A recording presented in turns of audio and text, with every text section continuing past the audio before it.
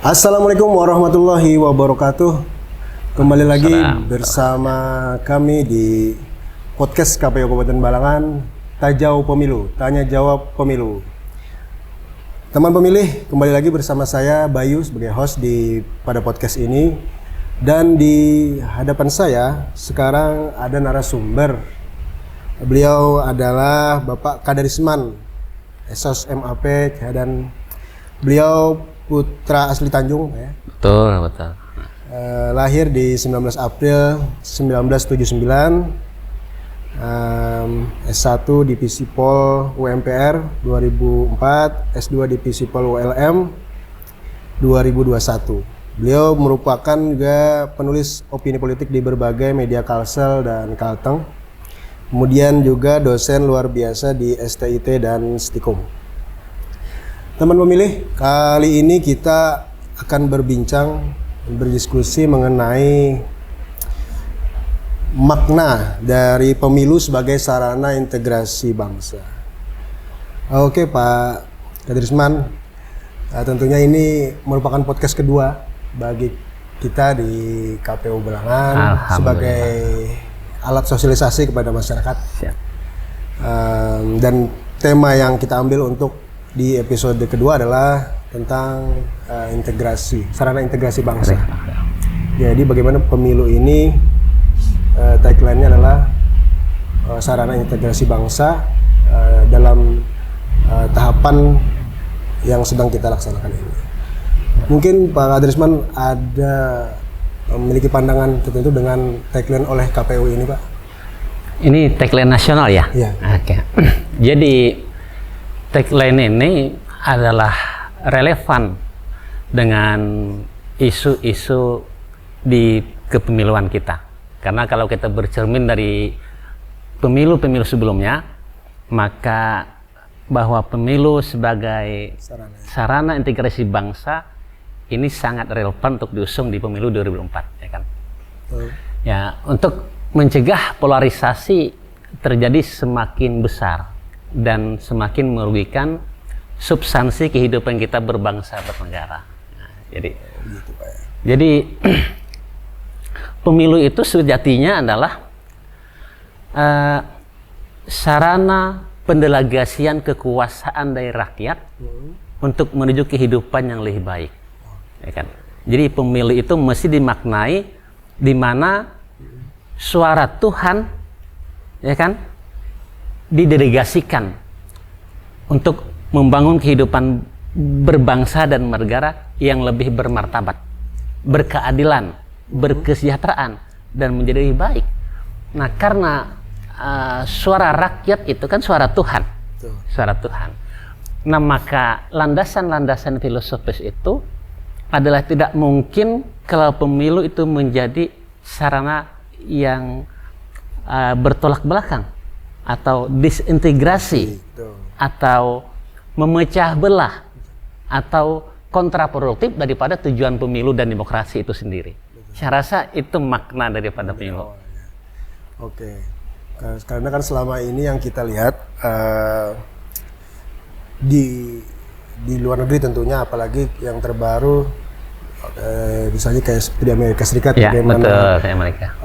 Ketika itu Biden mengalahkan Trump kan, kemudian masyarakat bertanya bahwa pemilu di negara superpower dan demokrasinya terbesar, ya, betul, Amerika. bisa seperti itu. Nah, kemudian melihat dari itu, lalu kemudian ada yang pesimis, ada yang berpandangan lah kurang negatif terhadap pemilu. Dalam artian transisi kekuasaan itu bisa menimbulkan konflik nantinya. Betul. Nah, ini sebetulnya langkah-langkah awal untuk kita di negara kita yang berheterogen ini, Pak. Ya. Kira-kira apa langkah-langkah yang mestinya kita jalani di tahapan-tahapan ini? Oke, baik. Jadi demokrasi itu tidak mungkin menghilangkan perbedaan. Karena perbedaan itu adalah fitrah kehidupan, fitrah bertuhan, dan fitrah demokrasi di dalam negara demokrasi. Jadi kalau perbedaan ini dipandang sebagai sebuah yang memicu konflik itu keliru. Karena perbedaan itu sunatullah. Coba kita lihat mana yang tidak berbeda. Perbedaan, bahkan kita lahir dari sebuah perbedaan. Adanya ibu dan ayah, ya kan? Jadi jangan salahkan perbedaan. Karena bukan perbedaan yang menyulut konflik. Tapi kemampuan kita untuk menerima adanya perbedaan. Nah, maka yang pertama yang mesti kita lakukan adalah bagaimana semua semua pihak yang berkepentingan di dalam kepemiluan ini menjadi duta yang mengedukasi kehidupan politik bagi masyarakat bangsanya sendiri, terutama partai politik, ya kan? Partai politik ini yang kadang menjadi pemicu, ya kan? Kenapa? Karena alih-alih mereka melakukan pendidikan politik, kadang mereka menjadi orang yang destruktif, yang justru membuat masyarakat berada dalam kondisi yang tidak terdidik. Nah, maka yang harus dilakukan adalah bagaimana pendidikan politik itu betul-betul sampai kepada grassroots, kepada masyarakat kecil kita, sampai ke tingkat-tingkat dusun, tingkat-tingkat desa, sehingga mereka dapat maknai bahwa proses suksesi kepemimpinan, bahwa proses demokratisasi pemilu itu adalah sebuah proses menyuarakan, mendelegasikan hak-hak rakyat dengan penuh kemartabatan, dengan penuh kehormatan, dengan penuh cinta, dan dengan penuh riang gembira. Itu yang harus dilakukan oleh partai politik, pemerintah, masyarakat, dan semua pihak. Oke, jadi teman milih seperti itu gambaran awal sebenarnya. Betul. Gambaran awal bahwa sudah selayaknya bahwa pemilu ini digunakan bukan untuk saling memperuncing perbedaan, Pak, ya. Betul. Perbedaan itu kan fitrah kita. Iya kan. Fitrah kita. Dan juga ini merupakan memilih pada pilihan yang dianggap yang dimana yang paling baik, Pak, ya. Betul. Edukasi tadi yang paling penting, Mas Bayu. Ya. Jadi bukan hanya tugas dari penyelenggara, tapi peserta juga, Pak. Peserta, bahwa yang paling penting itu bagaimana peserta pemilu menjadi bagian yang mengambil peran untuk mendeliver nilai-nilai dan substansi-substansi kepemiluan, demokrasi dan politik. Ini yang paling penting bagi partai politik, bagi peserta pemilu, bagi caleg-caleg, ya kan? Mereka harus ambil peran itu. Jadi kalau untuk bagian dari penyelenggara itu, kalau kita bisa melakukan pendidikan politik, pendidikan pemilih dan sosialisasi ke bawah itu, kira-kira tip-tip apa, Pak, bagi penyelenggara ini? Kan karena kita mempunyai selain di tingkat kabupaten, kita punya ad hoc juga di tingkat kecamatan dan kelurahan desa. Ya. Ini kira-kira tips apa yang bisa dilaksanakan oleh penyelenggara untuk memberikan edukasi pemilu ini sebagai sarana integrasi bangsa, Pak, ke masyarakat, gitu. Jadi tips-tips yang penyelenggara pemilu lakukan, ya. Yang pertama adalah tentu memaksimalkan perannya untuk mendeliver, mensosialisasikan makna kepemiluan. Jadi pemilu tidak hanya dimaknai sebagai sebuah proses di sebuah negara demokrasi, ya, tapi lebih dalam daripada itu, bahwa pemilu ini adalah sebuah pendelegasian suara Tuhan, suara rakyat yang dilakukan bertanggung jawab, penuh cinta, penuh kasih sayang, dan penuh kemartabatan, ya kan? Jadi kalau kita menyentuh sisi itu, maka semua pihak harus menjunjung filosofi dan nilai-nilai itu. Tidak boleh lagi siapapun melakukan apapun di dalam proses kepemiluan itu yang bertentangan dengan nilai-nilai dan substansi itu. Itu yang harus kita suarakan, harus kita viralkan, sehingga masyarakat betul-betul sadar bahwa pemilu ini bukan ajang transaksional, ya kan? Pemilu ini bukan soal memilih orang dekat atau tidak, tetapi memilih mana yang kita yakini, yang memiliki jejak rekam, yang memiliki track record untuk diberikan amanah agar dia dapat menjadi perpanjangan pemilik kekuasaan, yaitu rakyat. Rakyat kan pemilik kekuasaan yang sejati sebenarnya kan. Betul. Mereka pemilik kedaulatan ya kan. Betul sekali. Nah, jadi gitu Mas Bayu. Ya teman pemilih, sebagaimana suasana saat podcast ini berlangsung, harinya cukup hujan, gerimis. Nah, ini mudah-mudahan pemilu kita juga adem gitu ya. Adem, insya Allah adem ini ya kan, adem. Karena berbagai riset juga Mas Bayu mengemukakan bahwa pemilu tahun 2024 ini friksi dan polarisasinya tidak sekeras tahun 2019. Nah, jadi kita tanggung jawab kita semua untuk kemudian mengawal ini agar lebih smooth, lebih bermartabat, ya kan, lebih menjadi efek manfaat bagi kehidupan kita berbangsa. Ya, karena kita tahu semua bahwa negara kita memang berbagai macam perbedaan. Betul. Artinya walaupun strata sosial, bagian bermacam-macam berbagai suku, budaya, agama, dan itu menjadi tantangan sendiri di negara demokrasi seperti kita. Perbedaan tingkat pendidikan, ya kan. Dan begitu juga tingkat kerumitan geografis. Betul. Kemudian banyaknya jenis pemilu sekarang, tentunya kita lebih berfokus kepada sebagaimana pemilu ini berjalan lancar, dan ini memang digunakan untuk sarana integrasi bangsa, bukan disintegrasi bangsa tadi Pak ya. Betul. Ya. Kemudian kalau kita melihat Pak ya, untuk dalam lingkup Kabupaten Balangan yang juga masyarakatnya heterogen. Betul. Dan ya selama ini alhamdulillah dipandang aman dalam pemilu. Tentunya Amin. kita berharap ke depannya baik pelaksanaan maupun partisipasi di Kabupaten Balangan ini dapat meningkat. Betul. Ya. Amin.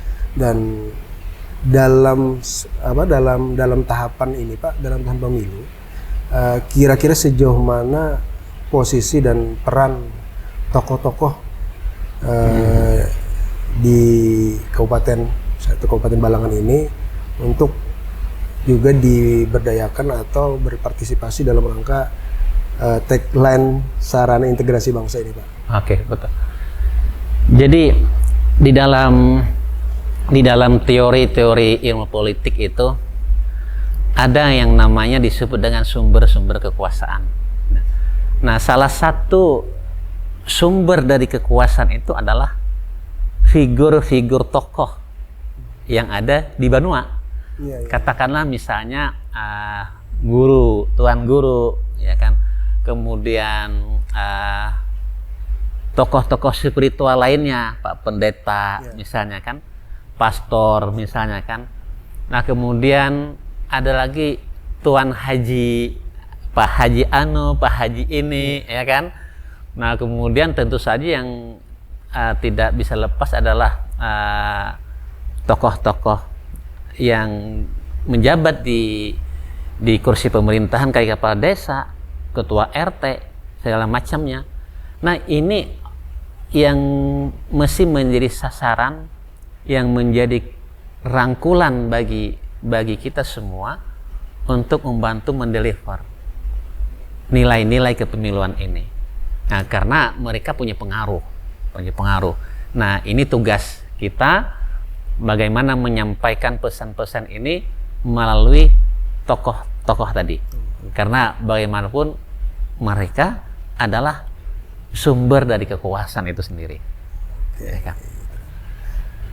Terutama juga Pak ya, untuk selain tokoh juga kita didukung oleh stakeholder terkait. Stakeholder, ya. Pemerintah daerah. Itu udah pasti kan.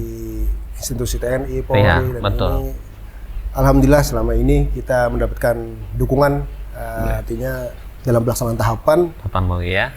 Jadi selalu ada koordinasi dan selalu kolaborasi dalam Kolaborasi. ini. Dukungan segala macam dari pemerintah ya, dari TNI Polri juga ya. Karena itu tanggung jawab. Ini kan tugas negara, Mas Bayu. Betul. Karena ini adalah tugas negara, maka setiap penyelenggara negara wajib mensukseskan proses suksesi ini, suksesi politik ini kan. Jadi itu tugas daripada alat-alat negara, aparatur negara, ya kan.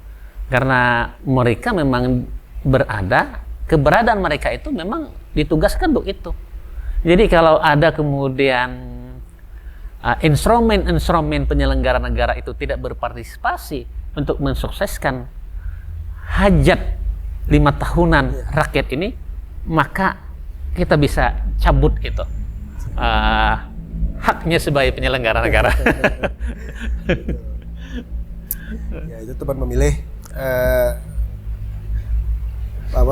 beberapa informasi dan masukan dari berbincang-bincang kita pada hari ini, tentunya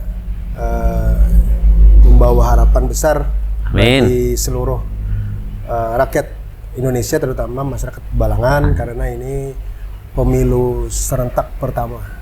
Pemilu serentak pertama di pemilu legislatif maupun presiden.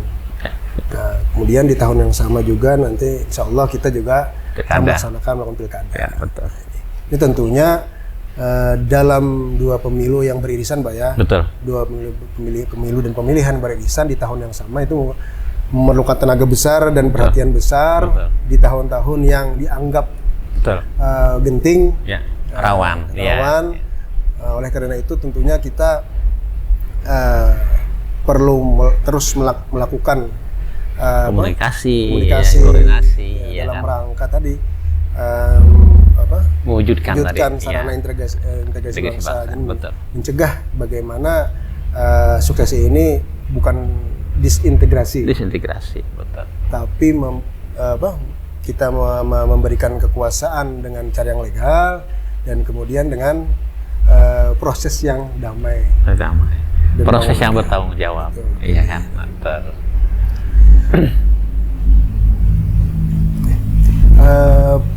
Teman-teman memilih, demikian perbincangan kita mengenai pemilu, tentang pemilu sebagai sarana integrasi bangsa. Jangan lupa di tanggal 14 Februari tahun 2004 itu merupakan hari pemilihan. Jangan lupa ke TPS, kemudian silakan cek nama Anda sebagai pemilih di info pemilu di KPU RI. Kemudian terus ikuti channel kami di podcast Tanya Jawab Pemilu, podcastnya KPU Kabupaten Balangan. Oke Pak Kadrisman, demikian terima kasih banyak. Terima kasih banyak Mas Bayu untuk mengisi podcast kami. Alhamdulillah. Kita bertemu lagi di lain kesempatan. Siap. Untuk mengisi lagi, ya Pak ya. Siap. Terima kasih teman-teman memilih untuk mendapatkan informasi yang banyak dari Bapak. Alhamdulillah. Oke, sama-sama Mas Bayu ya. Siap, terima kasih. Oke teman memilih, jangan lupa like, share, comment, and subscribe. Karena subscribe itu gratis. Oke, itu dari kami undur diri. Assalamualaikum warahmatullahi wabarakatuh. Assalamualaikum warahmatullahi wabarakatuh.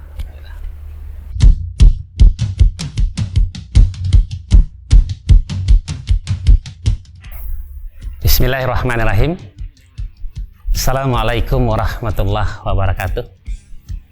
Sahabat, perbedaan adalah fitrah dan titah Tuhan yang Maha Kuasa. Perbedaan adalah fitrah kita sebagai manusia. Oleh karena itu, jadikan perbedaan itu sebagai rahmat, sebagaimana Tuhan menjadikannya sebagai rahmat bagi kehidupan.